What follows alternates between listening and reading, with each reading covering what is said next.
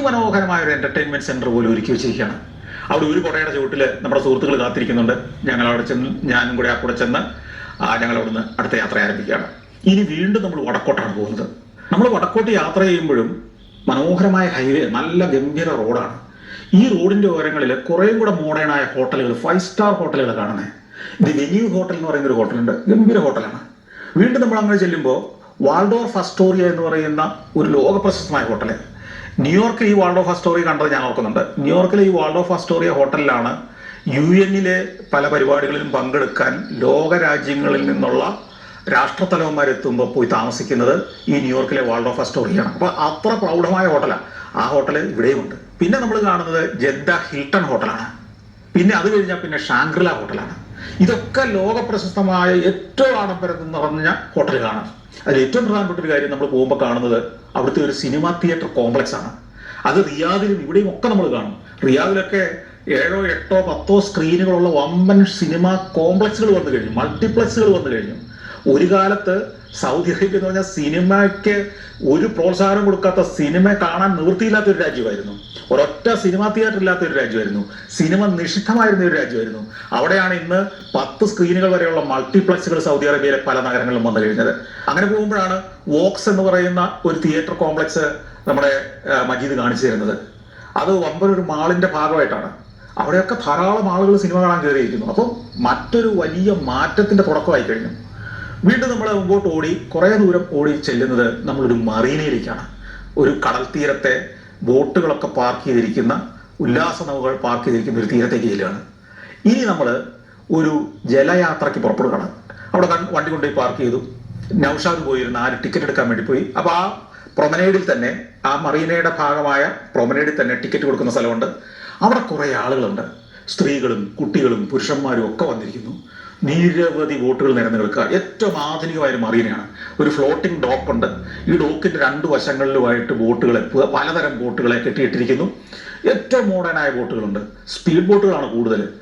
4, 5, 6 പേർക്ക് അത്ര യാത്ര ചെയ്യാവുന്ന ബോട്ടുകൾ മുതൽ ഒരു 10, 20 ആളുകൾക്ക് വരെ യാത്ര ചെയ്യാവുന്ന തരത്തിലുള്ള ബോട്ടുകൾ. നമ്മുടെ കൊച്ചിയിലൊക്കെ കാണുന്ന തരം ആ പഴയ മരബോട്ടുകളല്ല, മോഡേൺ ഫൈബർ ബോട്ടുകൾ.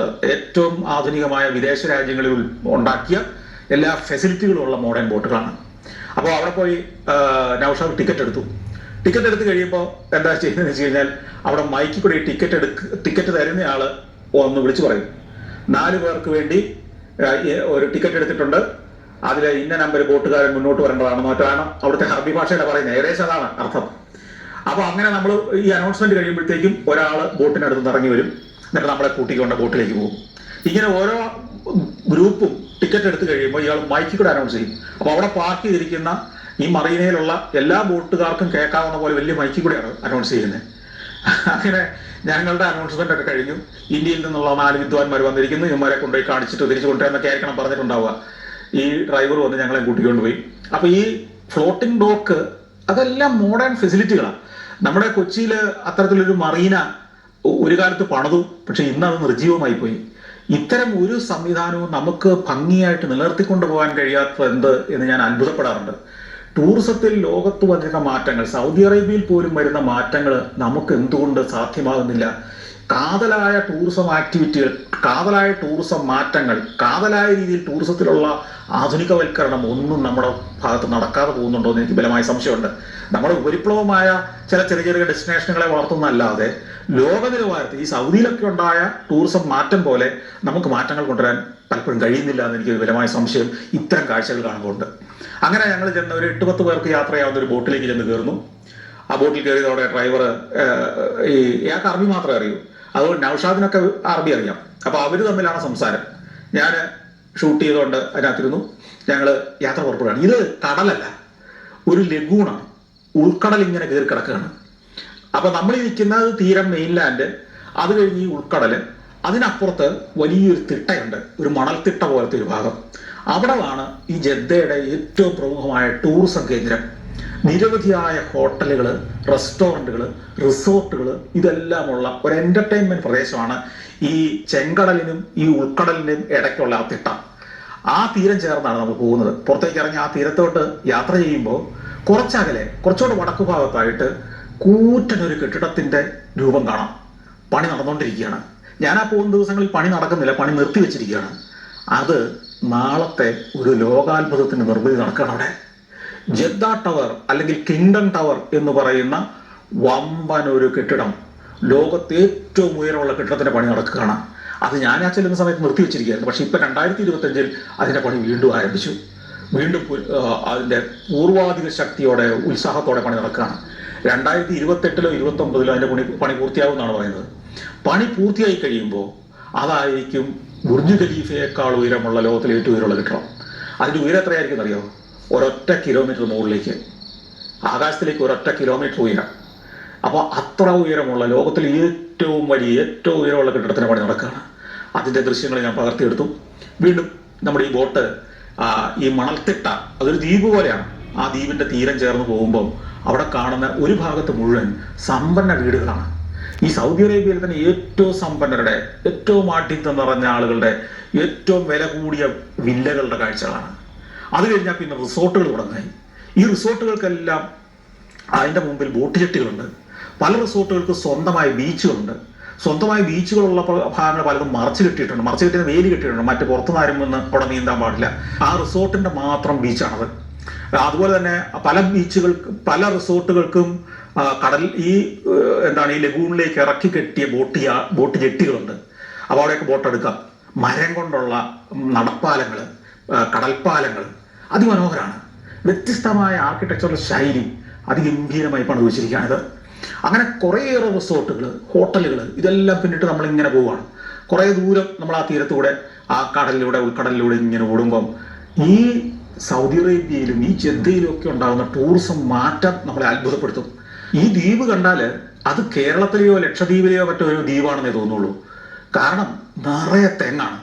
നല്ല പഞ്ചാര മണലിന്റെ തീരവും നിറയെ തെങ്ങുകളും. സൗദി അറേബ്യ ആണെന്ന് പറഞ്ഞില്ലെങ്കിൽ ആരും വിശ്വസിക്കുകയില്ല. സൗദി അറേബ്യയിൽ തെങ്ങും തോപ്പുകളൊന്നും നിങ്ങൾ സംശയിച്ചേക്കാം. മരുഭൂമിയുടെ, ഒട്ടകത്തിന്റെ, ഈത്തപ്പനയുടെ ഒരു നാട്ടില് ഇത്രയും തെങ്ങും തോപ്പോ, ഇത്രയും ഗംഭീരമായ റിസോർട്ടോ, ടൂറിസത്തിൽ അത്ഭുതങ്ങൾ സൃഷ്ടിക്കാൻ ഒരുങ്ങുകയാണ് സൗദി അറേബ്യ. അത്ഭുതങ്ങൾ എന്ന് പറഞ്ഞാൽ അവിടെ ആകെപ്പാടെ ഇപ്പോൾ ഒരു വിദേശ ടൂറിസ്റ്റിന് നേരിടാവുന്ന ഒരു പ്രശ്നം, അല്ലെങ്കിൽ അവിടെ കുറവ് എന്ന് പറയാവുന്നത് മദ്യത്തിന്റെ ലഭ്യത കുറവാണ്. പക്ഷെ ഈ ദിവസങ്ങളിൽ അവിടുത്തെ തീരുമാനം മാറിയിരിക്കുന്നു. ചില പ്രത്യേക സ്ഥലങ്ങളിൽ, പ്രത്യേകിച്ച് ടൂറിസം മേഖലകളിൽ മദ്യം അനുവദിക്കാമെന്നുള്ള തീരുമാനം. ഇപ്പോൾ ഏതാണ്ട് 5-6% മാത്രമാണ് ടൂറിസ്റ്റുകളിൽ നിന്നുള്ള വരുമാനം ഈ രാജ്യത്തിന്റെ സമ്പദ് വ്യവസ്ഥയ്ക്ക് സംഭാവന ചെയ്യുന്നത്. എന്നാൽ 2030 ആവുമ്പോഴേക്കും ഏതാണ്ട് 30% വരുമാനം ടൂറിസത്തിൽ നിന്നാക്കുക എന്നുള്ളതാണ് സർക്കാരിന്റെ ലക്ഷ്യം, ഭരണാധികാരികളുടെ ലക്ഷ്യം. അതിനുവേണ്ടി ടൂറിസത്തിന് വളരാൻ വേണ്ട എല്ലാ സൗകര്യങ്ങളും ഒരുക്കുകയാണ് അവിടെ. ഏറ്റവും ആധുനികമായ എന്റർടൈൻമെന്റ് കേന്ദ്രങ്ങൾ. ഈ ചെങ്കടൽ തീരത്ത് തന്നെ നിരവധി ഗംഭീര ടൂറിസം ഹബ്ബുകളുടെ നിർമ്മാണം നടന്നുകൊണ്ടിരിക്കുകയാണ്. ആ ഉൾക്കടലിലൂടെ, ലഗൂണിലൂടെ ഒരു കറക്കം കഴിഞ്ഞ് മറ്റേ തീരത്തൂടെ വരുമ്പോൾ 4 പോയിന്റ് ഷെറാട്ടൺ പോലുള്ള, അതുപോലെ തന്നെ കടലിലേക്ക് ഇറക്കിപ്പണിത വമ്പൻ റെസ്റ്റോറൻറ്റുകൾ അതിമനോഹരമാണ്. ഈ ലഗൂണിനകത്ത് പണിത് വെച്ചതുപോലെയാണ് ചില റെസ്റ്റോറൻറ്റുകൾ. അതുപോലെ തന്നെ മറീനകൾ, വമ്പൻ ബോട്ടുകളെ ഉയർത്തി നിർത്തി വെച്ചിരിക്കുന്ന തരം മറീനകൾ. വെറുതെ വെള്ളത്തിൽ കിടക്കുകയല്ല, ജലത്തിലെ ഒരു ഉല്ലാസ നഗരത്തിന്റെ കാഴ്ചകൾ, നമ്മളെ അത്ഭുതപ്പെടുന്ന കാഴ്ചകൾ കണ്ടുകൊണ്ടാണ് നമ്മൾ തിരിച്ച് മറീനയിലേക്ക് വരുന്നത്. ഈ മറീനയിലേക്ക് പുറപ്പെട്ടടുത്തേക്ക് വരുമ്പോൾ ഈ സ്ത്രീകളുടെ സംഘങ്ങൾ, വെറുതെയൊക്കെ ഇട്ട ട്രഡീഷണൽ വസ്ത്രമൊക്കെ ധരിച്ച സ്ത്രീകളുടെ വലിയ സംഘങ്ങൾ ഇത്തരം ബോട്ടുകളിൽ കയറി ഉല്ലാസത്തിന് പോകുന്നതാണ്. പെണ്ണുങ്ങളുടെ ഒരു സംഘം, അവർക്ക് ഒന്ന് എന്റർടൈൻഡ് ആവണമെന്ന് തോന്നുന്നു, അവര് ഒരു ബോട്ട് പിടിച്ച് കറങ്ങാൻ പോകുന്നു. അങ്ങനെ തീരത്ത് വന്നെടുത്തു. ഞങ്ങൾ അവിടെ ഇറങ്ങി. ഞങ്ങൾ ഇനി തിരിച്ച് പഴയ നഗരഭാഗത്തേക്ക് പോവാണ്. അത് ഈ വന്ന വഴിയിലൂടെ തന്നെയാണ് പോകുന്നത്. ഈ കാഴ്ചകളെല്ലാം കണ്ട് ഈ സൗദിയിലുണ്ടാകുന്ന മാറ്റങ്ങളുടെ കഥകളൊക്കെ പറഞ്ഞുകൊണ്ട് ഞങ്ങളിങ്ങനെ യാത്ര ചെയ്ത് പഴയ നഗരഭാഗത്തേക്ക് എത്തുന്നു. ഇപ്പോഴത്തേക്കും ഒരു 3-4 മണിയൊക്കെ ആയി. ഇന്ന് നമ്മൾ താമസിക്കാൻ പദ്ധതി ഇട്ടിരിക്കുന്നത് ഈ ജദ്ദ നഗരത്തിലല്ല. ജദ്ദ നഗരത്തിൽ നിന്ന് കുറേ പുറത്തേക്ക് പോകണം. മക്കയിലേക്ക് പോകുന്ന വഴിയിലൂടെ കുറേ ദൂരം പോയി കഴിയുമ്പോൾ നമ്മളൊരു മരുഭൂമി പ്രദേശത്തെത്തും. ആ മരുഭൂമിയിലെ ഒരു ഡെസേർട്ട് ക്യാമ്പിലാണ് ഇന്ന് രാത്രി താമസിക്കാൻ ഞങ്ങൾ തീരുമാനിച്ചിരിക്കുന്നത്. അപ്പം മജീദിൻ്റെ അടുത്തും നൗഷാദിൻ്റെ അടുത്തും നേരത്തെ തന്നെ ഡോക്ടർ ഷാഫി പറഞ്ഞിട്ടുണ്ട്. അപ്പോൾ അവര് നേരത്തെ കുറെ കാലം മുമ്പ് ഈ ഡെസേർട്ടിൽ പോയി ക്യാമ്പുകളിൽ താമസിച്ചിട്ടുള്ളവരാണ്. അവർക്കറിയാം ആ സ്ഥലങ്ങളൊക്കെ. ഇവിടെ ഹോട്ടലൊന്നും ബുക്ക് ചെയ്തിട്ടില്ല നമ്മൾ, അതുകൊണ്ട് തന്നെ അങ്ങോട്ട് പോകണം. അവിടെയാണ് ഇന്നത്തെ താമസം. ഞങ്ങൾ എല്ലാ സന്നാഹങ്ങളുമായിട്ട് മരുഭൂമിയിലേക്ക് യാത്രയാണ്. ഗംഭീരമായ പാതയാണ്. പ്രത്യേകിച്ച് ജദ്ദയിൽ നിന്ന് മക്കയിലേക്കുള്ള പാത എന്ന് പറഞ്ഞാൽ നല്ല മനോഹരമായ പാതയാണ്. ആ പാതയിലൂടെ പോകുമ്പോൾ കുറേ നല്ല നിർമ്മിതികളുണ്ട്. അതിൽ ചിലതെല്ലാം വലിയ ആശുപത്രികളാണ്. വമ്പൻ ഹോസ്പിറ്റലുകൾ, 1000-400 ബെഡുള്ള ഹോസ്പിറ്റലുകളൊക്കെ ഈ നഗരത്തിന് പുറത്ത് മക്കയോട് അടുക്കുന്ന ആ ഭാഗത്ത് ഹൈവേയിൽ പണിതിട്ടുണ്ട്.